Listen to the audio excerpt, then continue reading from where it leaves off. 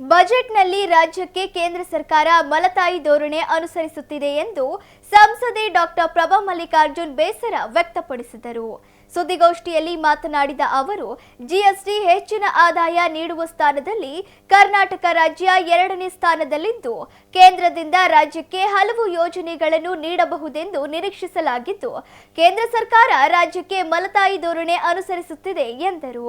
February 1ರಂದು budget ಮಂಡನೆ ಮಾಡುತ್ತಿದ್ದು, ಕೇಂದ್ರ ಸರ್ಕಾರ ಚುನಾವಣೆ ಇರುವ ರಾಜ್ಯವನ್ನು ದೃಷ್ಟಿಯಲ್ಲಿ ಇಟ್ಟುಕೊಂಡು ಅನುದಾನ ಬಿಡುಗಡೆ ಮಾಡುತ್ತದೆ. ಅದೇ ರೀತಿ ಈ ಬಾರಿಯೂ 3 ರಾಜ್ಯಗಳಲ್ಲಿ ಚುನಾವಣೆ ನಡೆಯಲಿದ್ದು, ಅಲ್ಲಿಗೆ ಹೆಚ್ಚಿನ ಅನುದಾನ ನೀಡಲಾಗುತ್ತದೆ ಎಂದರು. ಈ ಬಾರಿಯ ಬಜೆಟ್ನಲ್ಲಿ ರಾಜ್ಯಕ್ಕೆ ಏಮ್ಸ್, ಐಐಟಿ ಸೇರಿದಂತೆ ಆರೋಗ್ಯ ಕ್ಷೇತ್ರಕ್ಕೆ ಹೆಚ್ಚಿನ ಅನುದಾನದ ನಿರೀಕ್ಷೆ ಇಟ್ಟುಕೊಳ್ಳಲಾಗಿದೆ ಎಂದರು. ಇನ್ನು ಕೇಂದ್ರ ಸರ್ಕಾರ ಮನರೇಗಾ ಯೋಜನೆಯ ಹೆಸರು ಬದಲಿಗೆ ಜಿ ಎಂದು ಮರುನಾಮಕರಣ ಮಾಡಿದ್ದು, ಅದರ ರೂಪುರೇಷೆಯನ್ನೇ ಬದಲು ಮಾಡಿದೆ. ಇದರ ವಿರುದ್ಧ ಕೇಂದ್ರ ಹಾಗೂ ರಾಜ್ಯದಲ್ಲಿ ನಿರಂತರವಾಗಿ ಹೋರಾಟ ಮಾಡಲಾಗುವುದು ಎಂದರು. ಹಣಕಾಸು ಸಚಿವರು ಬಜೆಟ್ ಮಂಡನೆ ಮಾಡೋರಿದ್ದಾರೆ. ಸೊ ಕರ್ನಾಟಕಕ್ಕೆ ನಾವು ಬಹಳಷ್ಟು ಎಕ್ಸ್ಪೆಕ್ಟೇಷನ್ ಇಟ್ಕೊಂಡಿದ್ದೀವಿ. ನಾವೇನು GDPನಲ್ಲಿ ಕರ್ನಾಟಕ 2ನೇ ಸ್ಥಾನದಲ್ಲಿದೆ.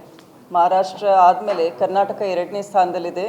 ಸೊ GDPಗೆ ತಕ್ಕ ಹಾಗೆ ನಮಗೆ ಕಾಂಪನ್ಸೇಷನ್ ಜೊತೆಗೆ ಹೆಚ್ಚಿನ ಅನುದಾನ. ನಾವು ಬ್ಯಾಂಗ್ಳೂರ್ನಲ್ಲಿ ಏನು ಟ್ರಾಫಿಕ್ ಕಂಜೆಷನ್ ಆಗ್ತಾಯಿದೆ, ಔಟರ್ ರಿಂಗ್ ರೋಡ್ ಆಗಬೇಕು, ನಮ್ಮ ಅಪ್ಪರ್ ಭದ್ರಾ ಪ್ರಾಜೆಕ್ಟ್ ಅಂತೆ ಸುಮಾರು, ಮತ್ತು ಏಮ್ಸ್ ಕೇಳ್ತಾ ಇದ್ದೀವಿ, IIT ಸಂಸ್ಥೆಗಳನ್ನು ಕೇಳ್ತಾ ಇದ್ದೀವಿ. ಇದು ಬರೀ ಬೇಡಿಕೆಗಳಾಗ್ತಾ ಇದ್ದಾವೆ. ಬಟ್ ಪ್ರಧಾನಮಂತ್ರಿಗಳಾಯಿತು, ಫೈನಾನ್ಸ್ ಮಿನಿಸ್ಟರು ಕರ್ನಾಟಕಕ್ಕೆ ಮಲತಾಯಿ ಧೋರಣೆ ಅಂತ ಪ್ರತಿ ಬಾರಿ ಹೇಳ್ತಾ ಇದ್ದೀವಿ. ಆದರೆ ನಮ್ಮ ಏನು ಕೂಗಿದೆ ಅದು ಎಲ್ಲೂ ಕೂಡ ಕೇಳಿಸ್ತಾ ಇಲ್ಲ. ಈಗ ನೆಕ್ಸ್ಟ್ ಬರ್ತಾ ಇರೋ ಚುನಾವಣೆ, ಅಸ್ಸಾಂನಲ್ಲಿ ಚುನಾವಣೆ ಇದೆ, ಕೇರಳದಲ್ಲಿ ಚುನಾವಣೆ ಇದೆ, ತಮಿಳ್ನಾಡಿನಲ್ಲಿ ಚುನಾವಣೆ ಇದೆ. ಆದ್ದರಿಂದ ನಮ್ಮದೇನು ಇಟ್ ಈಸ್ ವೆರಿ ಕ್ಲಿಯರ್. ಹೋದ ಸಲ ಬಿಹಾರಿಗೆ ಸಪೋರ್ಟ್ ಮಾಡಿದರು. ಸೊ ಈ ಬಾರಿನೂ ಕೂಡ ಡೆಫಿನೆಟ್ಲಿ ಕೇಂದ್ರ ಸರ್ಕಾರ ಸ್ವಲ್ಪ ಹೆಚ್ಚಿನ ಅನುದಾನವನ್ನು ಎಲ್ಲಿ ಎಲೆಕ್ಷನ್ ಬರ್ತಾ ಇದೆ ಅಲ್ಲಿ ಬಿಡುಗಡೆ ಮಾಡ್ತಾರೆ. ಬಟ್ ಕರ್ನಾಟಕಕ್ಕೆ ನಿಜವಾಗ್ಲೂ ಬಹಳ ಸಮಸ್ಯೆ ಆಗ್ತಾ ಇದೆ. ಅಭಿವೃದ್ಧಿಯಲ್ಲಿ GDP ಕಾಂಟ್ರಿಬ್ಯೂಷನಲ್ಲಿ ಇಷ್ಟೊಂದು ಒಳ್ಳೆ ರೀತಿಯಲ್ಲಿ ಸ್ಟೇಟ್ಸ್ ಪರ್ಫಾರ್ಮ್ ಮಾಡುವಾಗ ಕೇಂದ್ರ ಸಚಿವರು ಕೂಡ ನಮಗೆ ಒಳ್ಳೆ ಗ್ರ್ಯಾಂಟ್ಸ್ ಕೊಡಬೇಕು. ಆ್ಯಸ್ ಪರ್ ಸ್ಟ್ಯಾಟಿಸ್ಟಿಕ್ಸು ಕರ್ನಾಟಕ ಪ್ರತಿ ವರ್ಷ 20,000 ಕೋಟಿ ಕಳ್ಕೊಳ್ತಾ ಇದೆ ಬಿಕಾಸ್ ಆಫ್ ಕಂಜೆಷನ್. ಸಿಟೀಸ್ನಲ್ಲಿ ಮೊಬಿಲಿಟಿ ಕಷ್ಟ ಆಗ್ತಾ ಇದೆ ಅಂದರೆ ಈವನ್ ಇಂಟರ್ನ್ಯಾಷನಲ್ ಮಟ್ಟದಲ್ಲೂ ಮಾತಾಡ್ತಾ ಇದ್ದಾರೆ. ಸೊ ಆದ್ದರಿಂದ ಕೇಂದ್ರ ಸಚಿವರು ಇದನ್ನು ಅರ್ಥ ಮಾಡ್ಕೋಬೇಕು. ನಾವೇನು ಹೇಳ್ತಾ ಇದ್ದೀವಿ, ವಿಶ್ವದಲ್ಲೇ we should be the 3rd largest economy, 5th largest economy ಅಂತ ಹೇಳ್ತೀವಿ. But when States R performing well, ಅವ್ರನ್ನ ಫೈನಾನ್ಷಿಯಲಿ ಸಪೋರ್ಟ್ ಮಾಡಬೇಕಾಗಿರೋದು ಕೇಂದ್ರದ ಜವಾಬ್ದಾರಿ ಆಗುತ್ತೆ.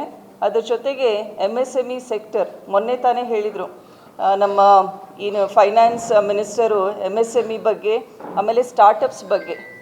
ಈಗ ಕೇಂದ್ರದಲ್ಲಿ 11ನೇ ವರ್ಷ ಇದೆ ಕೇಂದ್ರ ಸರ್ಕಾರ, 11 or 12 years, ಇಷ್ಟೊಂದು ಜಾಬ್ಸ್ ಕ್ರಿಯೇಟ್ ಮಾಡಿದ್ದೀವಿ ಅಂತ ಇದ್ದಾರೆ. ಬಟ್ MSME ಸೆಕ್ಟರ್ನಲ್ಲಿ ಈಗಲೂ ಕೂಡ 40% ಅಷ್ಟು ಜಾಬ್ ಕ್ರಿಯೇಟ್ ಮಾಡಬೇಕಾಗಿದೆ.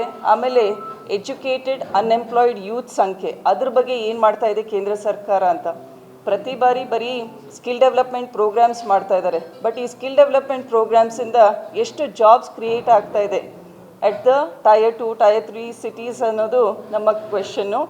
ಮತ್ತು ಇನ್ನೊಂದು, ನಾವೆಲ್ಲ ದೇಶಾದ್ಯಂತ ಮನ್ರೇಗಾ ಯೋಜನೆನ ನೀವು ವಾಪಸ್ ಜಾರಿಗೆ ಮಾಡಬೇಕು ಅಂತ ಕಾಂಗ್ರೆಸ್ ಸರ್ಕಾರ ದೇಶಾದ್ಯಂತ ಪ್ರತಿಭಟನೆ ಮಾಡ್ತಾ ಇದೆ. ಸ್ಟೇಟ್ ಮಟ್ಟದಲ್ಲಿ, ಡಿಸ್ಟ್ರಿಕ್ಟ್ ಮಟ್ಟದಲ್ಲಿ ಮತ್ತು ತಾಲೂಕು ಹಳ್ಳಿಗಳಲ್ಲಿ. ನಿನ್ನೆ ನಾವು ಅರ್ಸಾಪುರ ಗ್ರಾಮದಲ್ಲೂ ಕೂಡ ಕಾಲ್ನಡಿಗೆ ಮೂಲಕ ಪ್ರತಿಭಟನೆ ಮಾಡಿದ್ದೀವಿ. BBG ರಾಮ್ಜಿ ಯೋಜನೆ, ಅದರಲ್ಲಿರುವಂತಹ ಏನು ಉದ್ದೇಶಗಳು, ಕೇಂದ್ರದ ಉದ್ದೇಶ ನಾವೆಲ್ಲರೂ ಹೇಳ್ತಾ ಇದ್ದೀವಿ. ಏನು 90-10 ಮನ್ರೇಗಾದಲ್ಲಿತ್ತು, ಅದು ಈಗ 60-40 ಅಂತ ಮಾಡಲಿಕ್ಕೆ ಹೋಗ್ತಾ ಇದ್ದಾರೆ. ಮತ್ತು ಗ್ರಾಮಗಳ ಮಟ್ಟದಲ್ಲಿ ಏನು ಪಂಚಾಯತ್ ರಾಜ್ನ ಸ್ವರಾಜ್ಯ ಓನ್ ಡಿಸಿಷನ್ ಮೇಕಿಂಗ್ ಇತ್ತು, ಅದನ್ನು ಚೇಂಜ್ ಮಾಡಿಬಿಟ್ಟು ದೆಹಲಿಯಿಂದ ಆದೇಶ ಬರುತ್ತೆ. ದೆಹಲಿಯಲ್ಲಿ ಕೂತ್ಕೊಂಡಿರೋರು ನಮ್ಮ ರಾಜ್ಯದಲ್ಲಿರುವಂತಹ ಅಭಿವೃದ್ಧಿ ಕಾಮಗಾರಿಗಳನ್ನು ಅವ್ರು ಡಿಸೈಡ್ ಮಾಡೋರಿದ್ದಾರೆ. ಜೊತೆಗೆ ಸುಮಾರು 60 ದಿನ ಅನಿಸುತ್ತೆ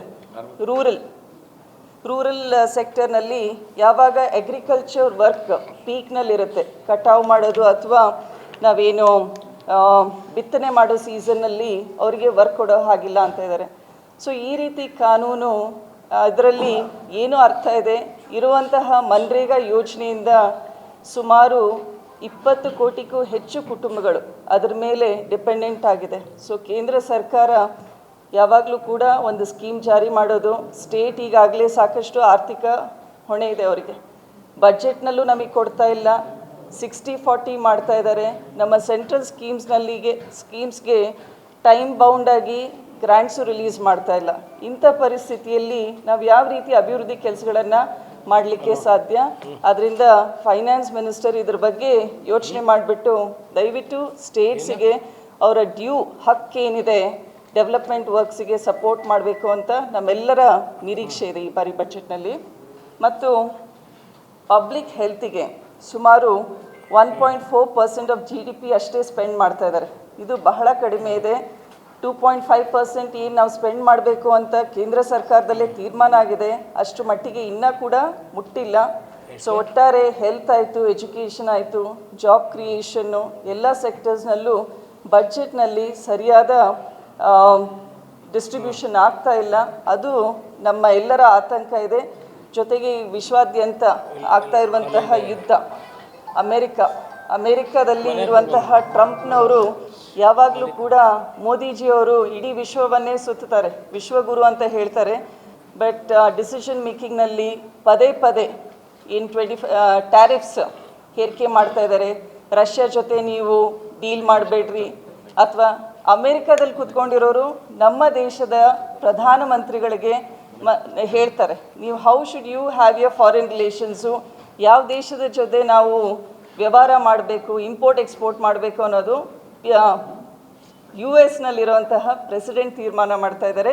ಇದು ನಮ್ಮೆಲ್ಲರ ಆತಂಕ. ದಯವಿಟ್ಟು ಪ್ರೈಮ್ ಮಿನಿಸ್ಟರ್ ಆಯಿತು, ಸಚಿವರು ಆಯಿತು, ನಮ್ಮ ಭಾರತ ದೇಶದಲ್ಲಿರುವಂತಹ ಪ್ರತಿಯೊಬ್ಬ ನಾಗರಿಕರ ಹಿತವನ್ನು ಮನಸ್ಸಿನಲ್ಲಿಟ್ಕೊಂಡು ಈ ಬಾರಿಯ ಬಜೆಟ್ ಮಂಡನೆ ಮಾಡಬೇಕು ಅಂತ ನಾವು ರಿಕ್ವೆಸ್ಟ್ ಮಾಡ್ಕೊಳ್ತಾ ಇದ್ದೀವಿ.